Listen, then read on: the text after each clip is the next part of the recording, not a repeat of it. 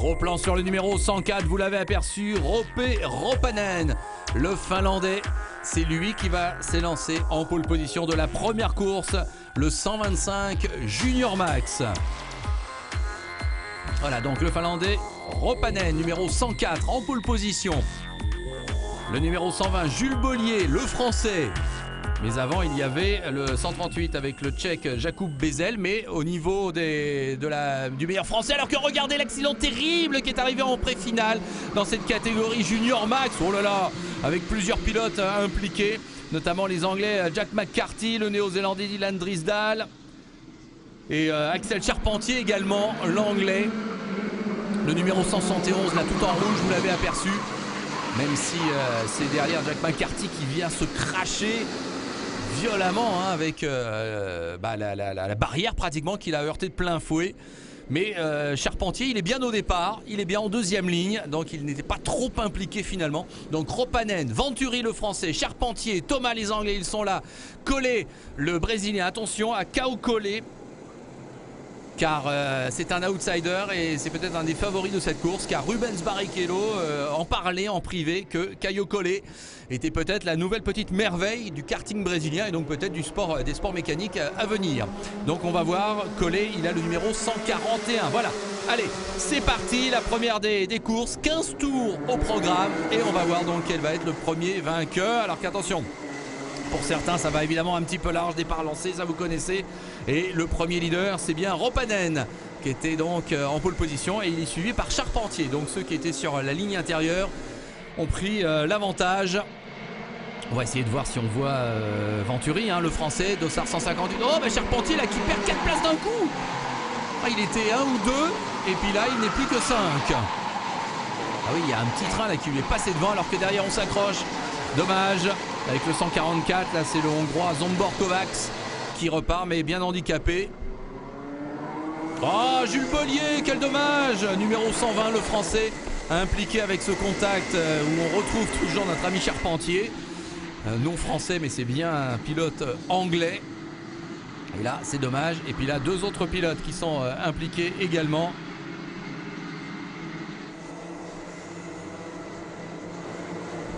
Dommage, et oui, on a beaucoup parlé du côté des briefings que ça se passe bien en piste, mais ça n'empêche qu'évidemment il y a de sacrés combats et c'est ça l'essence même du karting.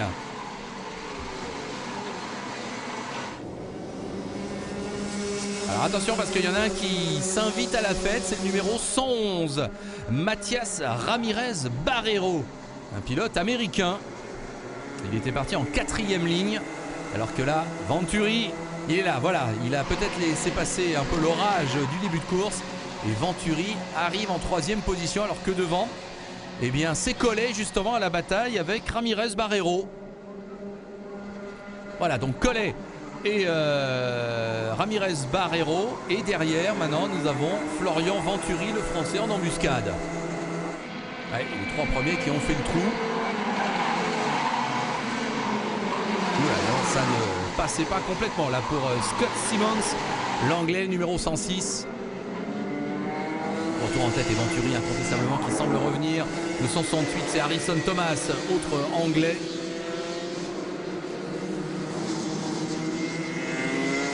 Alors que Roppanen, à l'auteur de la pole, est un petit peu retombé maintenant dans le classement. Alors Collet, nouvelle attaque peut-être sur Ramirez Barreiro. Oui, Venturi qui revient, c'est bien ça. Venturi qui va pouvoir incontestablement et sans doute se mêler à la bataille pour la première place. Voilà, le 111, donc Ramirez Barreiro, le 141 Collet et le 158 Venturi. Voilà, ils sont maintenant groupés dans la même seconde, les 3 premiers.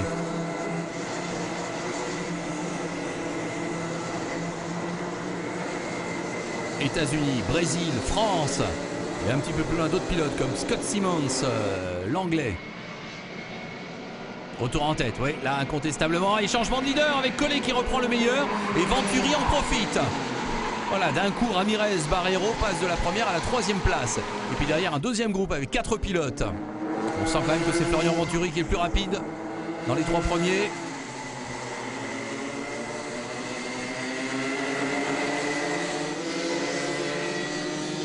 Voilà, est-ce que Venturi va essayer de passer tout de suite devant ou va-t-il attendre un petit peu les derniers tours?